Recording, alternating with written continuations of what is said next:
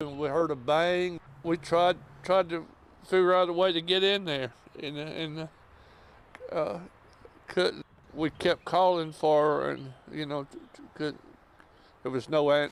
美国东南方遭到暴风雨袭击，住在阿拉巴马州的琼斯，房子被倒塌的大树压毁，女儿不幸罹难。这场暴风雨造成好几人丧命，其中包括佛罗里达州一个8岁女童，同样也是大树倒下压毁民宅。当时她以及12岁的哥哥受伤送医抢救，哥哥幸运生还，妹妹宣告不治。一位居民回想当时风雨交加。I was sitting on the porch watching the weather. It was real strong. The wind was real strong. Raining real hard.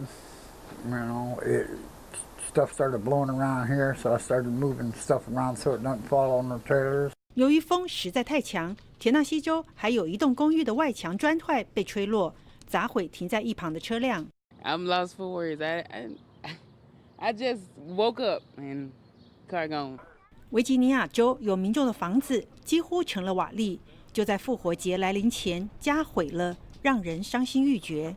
这场暴风雨从当地时间19号清晨横扫美国南部地区，部分地区出现龙卷风，紧接着往东岸移动，造成至少18万户停电，目前已经逐渐减缓。大安新闻吕方编译。再看这个，则是一个